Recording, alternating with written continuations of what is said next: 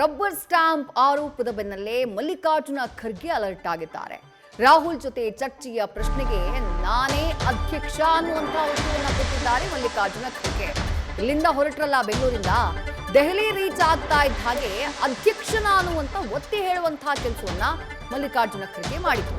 ಕುರ್ಚಿ ಕಾದಾಟದ ಬಗ್ಗೆ ಅವ್ರನ್ನ ಪ್ರಶ್ನೆ ಮಾಡಲಾಯಿತು. ಆ ಟೈಮ್ನಲ್ಲಿ ಇದು ಬಹಿರಂಗವಾಗಿ ಮಾತನಾಡುವಂತಹ ವಿಚಾರ ಅಲ್ಲ, ನಾಯಕತ್ವ ಬದಲಾವಣೆಯ ಬಗ್ಗೆ ಎಲ್ಲಿ ಮಾತನಾಡೋದಿಲ್ಲ ಅಂದ್ರು ಖರ್ಗೆ.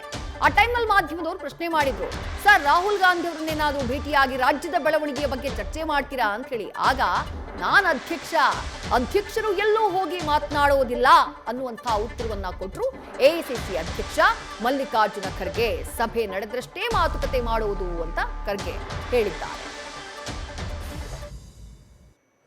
ಕರ್ನಾಟಕದಲ್ಲಿ ರಾಜ್ಯ ರಾಜಕಾರಣ ಸಂಘರ್ಷಕ್ಕೆ ದೊಡ್ಡ ಮಟ್ಟದಲ್ಲಿ ಚರ್ಚೆ ಆಗ್ತಿದೆ, ಬೇರೆ ಬೇರೆ ಆಯಾಮಗಳನ್ನ ಪಡ್ಕೊಳ್ತಾ ಇದೆ ಸರ್. ಅದು ಇಲ್ಲಿ ಹೇಳ್ತಕ್ಕಂಥ ವಿಷಯ ಅಲ್ಲ ಮತ್ತು ಬಹಿರಂಗವಾಗಿ ಯಾವುದೇ ಮಾತನಾಡತಕ್ಕಂಥ ಸಬ್ಜೆಕ್ಟ್ ಅಲ್ಲ. ನಾವು ವಿಶೇಷವಾಗಿ ನಾನು ಬಂದಿದ್ದಿಲ್ಲಿ 26 ನಮ್ಮ ನವೆಂಬರ್ ಕಾನ್ಸ್ಟಿಟ್ಯೂಷನ್ ಡೇ ಇದೆ, ಅದಕ್ಕಾಗಿ ನನಗೆ ಇನ್ವಿಟೇಷನ್ ಇದೆ.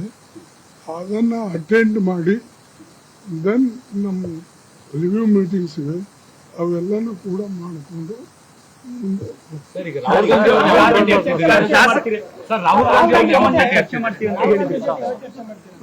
ಅವರು ನಿಮ್ಗೆಲ್ಲರಿಗೂ ಗೊತ್ತಿದೆ, ಈ ಅಧ್ಯಕ್ಷರು ಎಲ್ಲಿ ಹೋಗಿ ಚರ್ಚೆ ಮಾಡಲ್ಲ. ಮೀಟಿಂಗ್ ಆದರೆ ಚರ್ಚೆ ಮಾಡ್ತಾರೆ.